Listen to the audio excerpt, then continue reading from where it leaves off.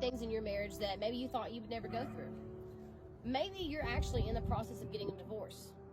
Well, let me tell you something that happened in our life. We were divorcing. We had been going through, 6 months of divorcing and dealing with custody of kids and back and forth. And we came back together 5 days before our divorce would have been finalized. When we come back together, we didn't come back together and we were perfect. We come back together and both still were living and dealing with bondage and sin and worldly things that we were fighting with, drugs and alcohol. Like I said, we were dealing with horrible things. But we realized something. When you get married, you don't marry a perfect person. I was not perfect. He is not perfect. Definitely. And so when we come together, when we come back together, we realize something. No matter who you are with, no matter who you choose to spend the rest of your life with, they're going to be imperfect. They are going to fail you. They're going to hurt your feelings. They're going to ruin your day. They're going to do things out of selfish ambition. Life's going to suck. But here's something that we had to realize. I love this man with all my heart. And I, from now on, choose every day. I choose him. I choose to love him and all his horrible flaws that he does. And he chooses to love me and all my horrible flaws. And here's something that really changed us is that the closer that we become to God was the closer that it drew us together. And we are still not perfect. By no means are we perfect. We are learning, and we're only making these videos to hopefully help married couples that don't have to go through what we went through, because it's terrible. You don't want to do it. It was horrible. Here's something that God began to show us, and this was one of the biggest things that really began to grow our marriage, was everybody knows a godly man and a godly woman. What is the opposite of a godly woman? In God's eyes, it's a foolish man and a foolish woman. So these were some things that helped me and helped Luke realize, oh, wow, not only am I not acting like a godly woman, but in God's eyes, I'm acting like a fool. I'm a foolish woman in God's eyes. So here's a few things that Luke has down of what an ungodly man is that's a foolish man. This is what I was doing before God reconciled our marriage and everything. I was a man who wouldn't listen to wisdom. I was a man who wouldn't take discipline. I was a man in God's eyes who I kept repeating my mistakes. I lost my temper all the time. I resisted the change. I believed anything and everything. I assumed that I knew it all. I wouldn't take. She tried to tell me everything, and she was right most of the time, but I just wouldn't take it. I was definitely hot-headed and reckless. I made her cry a lot. Not proud of it, but I did. I was violent. He was violent when he would drink. Yeah, drinking's not good. Not good for you. I was acting in wickedness a lot, meowed a lot. Yeah, because you can hear all day what a godly man is. Mm-hmm. You know, oh, a godly man, he expresses humility. He walks in forgiveness. He keeps a pure heart. It's easy to hear that thing, but it's not easy to hear what a foolish man is. And here's are some things that were a foolish woman. Restless and noisy. If you know me, you know I'm pretty noisy and I'm pretty restless. And these are things that I kind of had to work on. And there's nothing wrong with being high energetic, because I'm a very high energetic person. But there's a foolishness to an extent of it. I was naive and easily misled. I acted like I knew it all. Still working on that. Lord help me. I was led by lust and I was untrustworthy. I would listen to wisdom, but you can listen to it all day long, but you have to put it into action.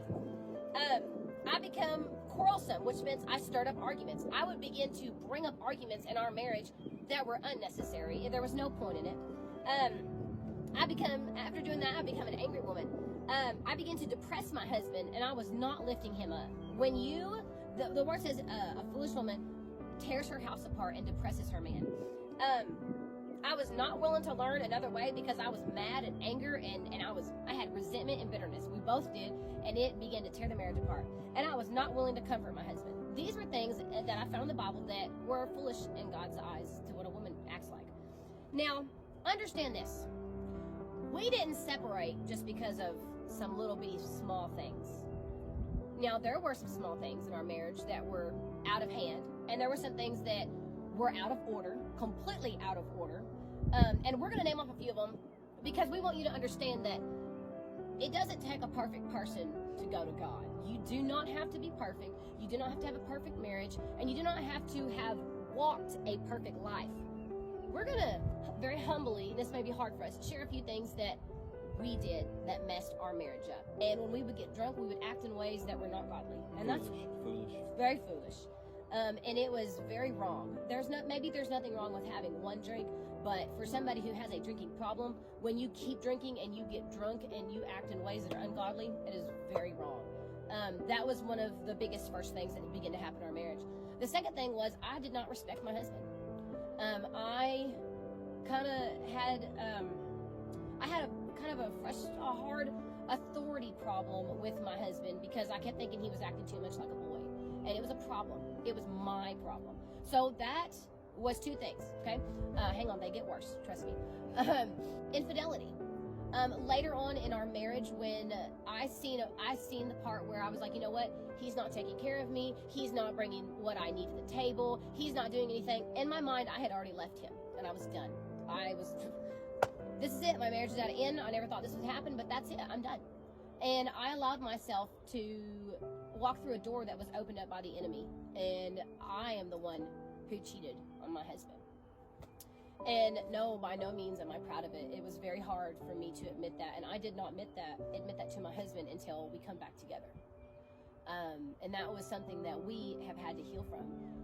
And let me tell you, this is a mighty man here who can walk in some forgiveness.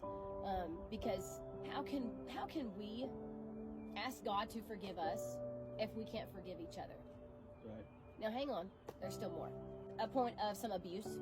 When he would drink and he would get drunk, he would act in ways that he wouldn't even remember. A blackout drunk. Yep. And I would tell him the next day on things he would do, and he was like, I did not do that. I was like, yes, you did. And that was horrible. That did ruin our marriage. And they say that the devil goes around like a roaring lion, seeking whom he may devour. Now understand, people say, don't let the devil have a foothold. Now here's what that means. If you keep the door shut all the way, and you don't allow you don't open the handle at all, you can't get in, okay? God's word says to resist the devil and he will flee. So if you keep the door shut, and you don't open it, you can't get in.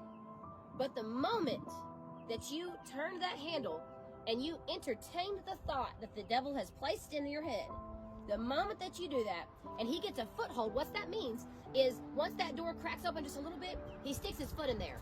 So now he's got his foot in the door, okay? Now what happened was I let the devil get a foot in the door. Luke let the devil get a foot in the door. And once the devil got one foot in, and we allowed that door open, he just come on in. Let me tell you what, we serve a mighty God.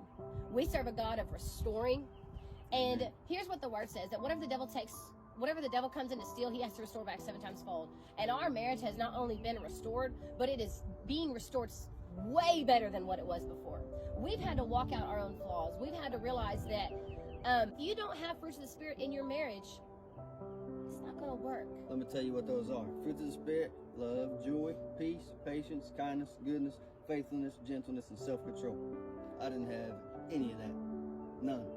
And that was one of the main reasons why we split up, because I was acting in the foolish man. I was acting in the flesh.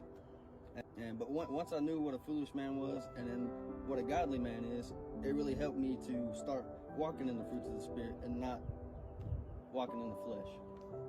I was doing what Yvonne wanted, and I really began to push our marriage apart whenever I quit respecting him, and when I quit lifting him up, and when I quit being a godly woman.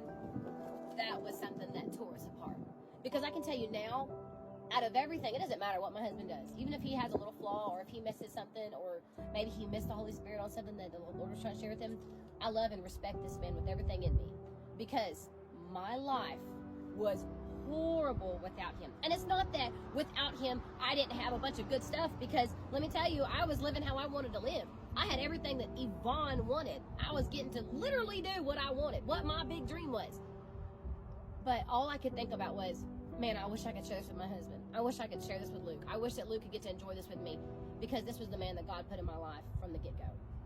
And if you know some of my backstory and some of the things that I went through, you understand. But I know that God is restoring not only our marriage, but he's restoring our horse business. He's restoring our relationships that we've had with some friends, that things happened, and we're just very thankful for that. And we're going to have more videos, and we're going to keep sharing these things and keep going more into depth on what has helped us translate our marriage over and what God has done in our marriage.